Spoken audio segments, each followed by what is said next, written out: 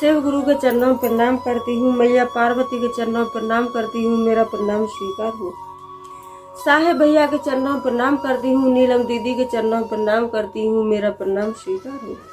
सभी देवी देवताओं के चरणों में प्रणाम करती हूँ। सभी माता पिताओं को प्रणाम करती हूँ। सभी गुरु बहन गुरु भाइयों को प्रणाम करती हूँ। मेरा प्रणाम स्वीकार हो। आइए, आप सबका कमलेश भक्ति चैनल पर स्वागत है। मैं आपको एक चर्चा सुनाने जा रही हूँ, कथा सुनाने जा रही हूँ। और देवों के देव महादेव की आदि कथा सुनने पे अपमान होता है, पूरी कथा सुनने पे सम्मान होता है। इसीलिए कभी भी कथा को पूरी सुनना चाहिए। और कमेंट में हर हर भोले ओम नमः शिवाय जरूर लिख देना चाहिए। प्रभु का नाम लेने से और लिखने से घर के सब संकट, सब ग्रह दूर होती है और घर की कलह दूर होती है और मन में भी बड़ा सुकून मिलता है। इसीलिए कमेंट में हर हर भोले ओम नमः शिवाय जरूर लिख दीजिए। और आप नए हो तो मेरे चैनल को लाइक शेयर कमेंट सब्सक्राइब कीजिए। क्यों कि मैं आपके लिए इतना मेहनत करती हूँ और आप मेरे चैनल को सब्सक्राइब कर दोगे तो मैं जो कथाएं बनाती हूँ, कथाएं डालती हूँ, वो आपके पास आसानी से पहुँच जाने के लिए चैनल को सब्सक्राइब कर लेना। मैं आपको एक कथा सुनाने जा रही हूँ। बूढ़े पिता की आपको कथा सुनाने जा रही हूँ। एक गांव था, तो उस गांव में एक मजदूर भाई थे। तो पति और पत्नी और एक उनके पास पुत्र था। तो मजदूर भाई थे, अपना ऐसे ही मजदूरी करते थे और अपने बच्चा का, अपना घर का गृहस्थ चलाते थे। और छोटा सा ही परिवार था, लेकिन गृहस्थ तो ये गृहस्थ ही होता है। क्यों कि परिवार छोटा रहे या बड़ा रहे, इंसान को कमाना जरूरी होता है। तो वही जितना अपना कमाते थे इतने में अपना गृहस्थ चलाते थे। और वो अपने शंकर भगवान के बहुत प्रिय शिष्य थे। अपने भगवान को बड़े भाव से बड़ा प्रेम से पूजा पाठ करते थे और बड़ा आस्था रखते थे अपने भगवान पे। तो समय ऐसे ही चलता रहा। तो समय के अनुसार क्या हुआ कि जो रानी, तो मजदूर की घरवाली थी, वो बेचारी खत्म हो गई। क्यों कि उनके पास इतना पैसा नहीं था कि वो अपनी पत्नी को जैसे बचा सके किसी भी कारण, और उनकी पत्नी खत्म हो गई। तो दोनों बाप बेटा, अपना बाप किसान भाई थे, मजदूर थे, वो कमाते थे और अपने बच्चे को भी साथ लेकर के जाते थे। क्योंकि बच्चे को घर में कोई रखने वाला नहीं था। तो अपने गांव में ही और अपना मेहनत मजदूरी जैसे करते थे। कभी खेती क्यारी में काम कर लिया, तो कभी अपना रिक्शा चला लिया, कभी अपना झाड़ी मजदूरी कर ली। इसी तरीके से वो अपने बेटे का और अपना पेट भरता था, पेट उन दोनों का इसी तरीके से चलता था। तो क्या हुआ कि समय के अनुसार जैसे समय चलता गया, ऐसे ही जैसे बेटा भी थोड़ा बड़ा होता गया और जो मजदूर भाई थे उनकी भी उम्र ढलने लगी। लेकिन वो अपने प्रभु पर बड़े आस्था से विश्वास रखते थे और प्रभु की 3 सूत्र का पालन भी करते थे। इसी तरीके से समय चलता रहा। तो बेटा थोड़ा सा सियाना हुआ, बड़ा हुआ, तो मजदूर भाई ने क्या किया कि अपने बेटे के लिए एक छोटी सी राशन की दुकान खुलवा दी। और अपना तो बेचारे वही अपना मेहनत मजदूरी करते थे और बेटा के लिए अपना राशन की दुकान खुलवा दी। तो जानते हो गुरु बहन गुरु भाई कि कोई भी हर माँ बाप यही चाहते हैं कि जो कष्ट मुसीबत हम झेल रहे हैं या हम झेलते आ रहे हैं, ऐसा कष्ट मुसीबत हमारी संतान के सामने न आए। जो कष्ट हम सह रहे हैं वो कष्ट हमारे बच्चों के सामने न आए। तो यही सोच करके और जो मजदूर भाई थे उन्होंने बेटा के लिए राशन की दुकान खुलवा दी और अपना इधर उधर मेहनत करते रहे। तो समय के अनुसार और बेटा बड़ा हो गया तो बेटे की शादी कर ली। किसान भाई उन्होंने मजदूर भाई ने बेटे की शादी कर ली और अपना यही सोचने लगे कि मेरे बेटे का घर बस जाएगा तो मुझे भी 2 रोटी अपना बना के मिलेंगी और कपड़ा धुले हुए मिलेंगे। क्यों कि इंसान जब वृद्धा उम्र हो जाती है, बड़ा बूढ़ा हो जाता है तो उसे क्या चाहिए? उसे तो यही चाहिए कि 2 रोटी चाहिए और कपड़ा धुले हुए चाहिए, यही चाहिए और क्या चाहिए बड़े बूढ़े को। तो यही हुआ, क्या हुआ कि जो मजदूर भाई ने बेटे की शादी कर ली तो वो लड़की घर में आई तो वो लड़की बहुत तेज थी।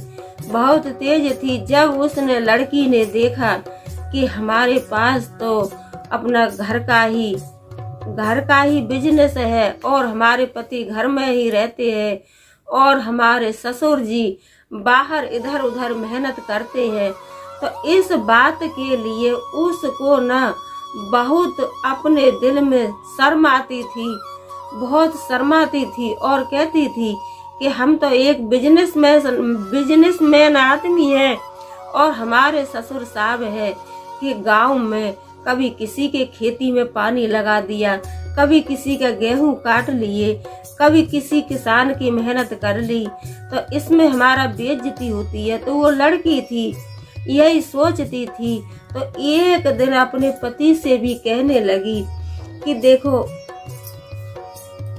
उनके क्या हुआ कि धीरे धीरे एक राशन की दुकान से, और बहुत छोटी सी दुकान थी, वो बड़ी सी दुकान बन गई और एक दुकान से 2 दुकान हो गई। क्यों कि प्रभु की मर्जी से कोई भी चीज का जैसे कमी नहीं था। मजदूर तो थे ही लेकिन उनकी कमी से कोई चीज का कमी नहीं रहा। तो एक दिन वो जो बेटे की बहू थी वो अपने उससे कहने लगी उसके लड़के से कहने लगी कि देखो आपके पिता, हम तो एक बिजनेसमैन आदमी हैं, हम अपना एक घर में बिजनेस करते हैं और आपके पिताजी हैं वो कभी किसी के गेहूं में पानी लगाने जाते हैं तो कभी किसी का लहाया काटने जाते हैं तो कभी किसी का पानी लगाने जाते हैं। आपके पिताजी ने तो हमारा एकदम सर नीचे कर दिया है, आपका भी सर नीचे कर दिया है और हमारा भी सर नीचे कर दिया है। क्यों कि आपके पिताजी सबके घर में मेहनत मजदूरी यही सब काम करते हैं और आप ऐसा करो कि यहाँ से मकान बेच करके और पास के शहर में मकान ले लीजिए और वहीं पे अपना जो है बिजनेस चलाना और इनको यहीं पे छोड़ दो, ये अपना यहीं रहेंगे। तो ये बात उनकी समझ में आ गई, बेटा की समझ में आ गई और बेटे ने क्या किया कि बेटे ने पास के शहर में ही और अपना मकान ले लिया, वहां से मकान बेच करके और मकान शहर में ले लिया।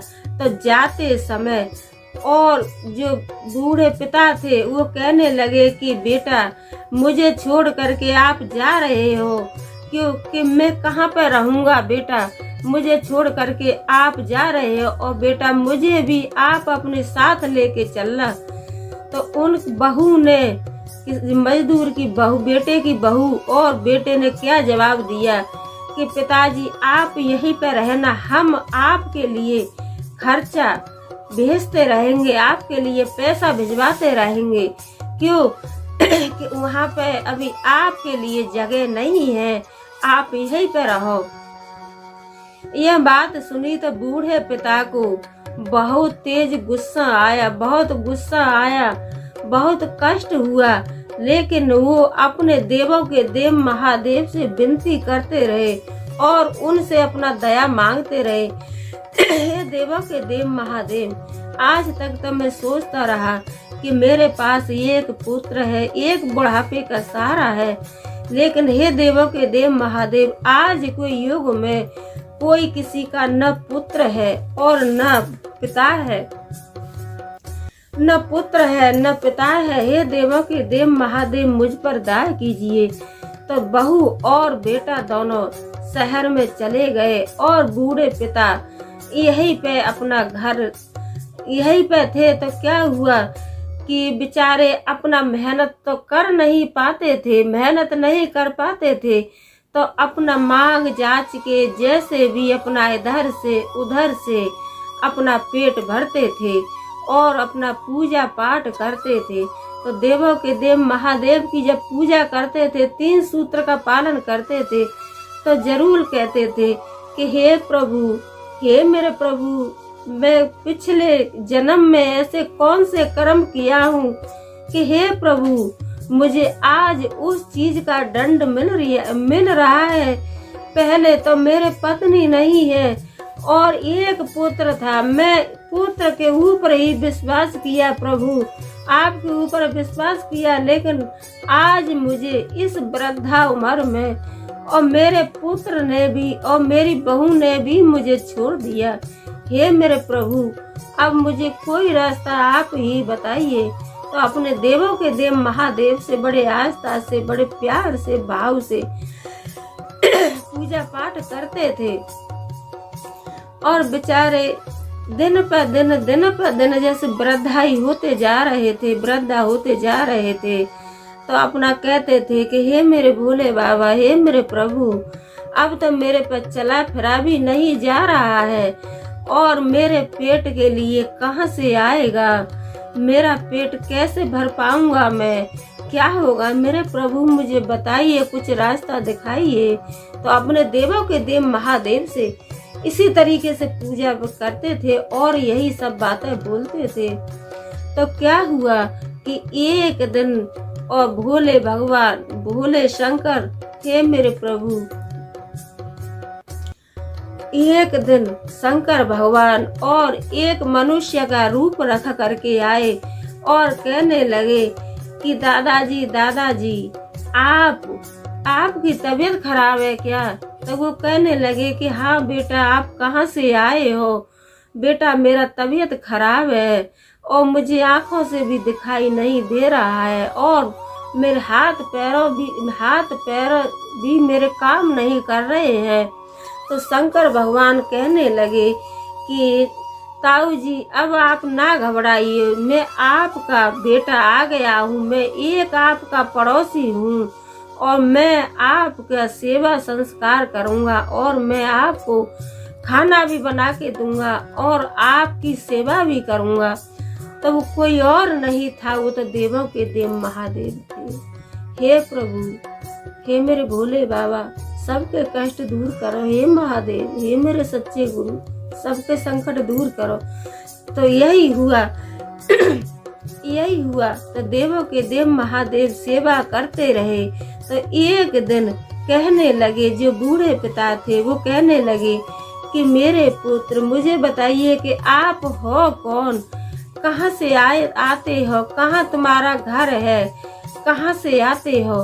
तो देवों के देव महादेव अपने रूप में प्रकट हुए और कहने लगे कि हे मेरे भक्त, आपने मेरी इतनी पूजा की है, इतना भाव से मुझे पुकारा है और मुझे बताओ अब आपको क्या चाहिए, आपको क्या चाहिए? तो वो कहने लगे, बूढ़े पिता कहने लगे मजदूर भाई कि हे देवों के देव महादेव, मुझे कुछ नहीं चाहिए, मुझे कुछ नहीं चाहिए, मुझे तो एक अब आपके चरणों में जगह चाहिए, मुझे आपके चरणों में चाहिए, न मुझे धन चाहिए न दौलत चाहिए, मुझे कोई चीज का जरूरत नहीं है। हे देवों के देव महादेव, मुझे तो आपके चरणों में जगह चाहिए और मुझे आप अपने शिव लोक में लेके चलिए।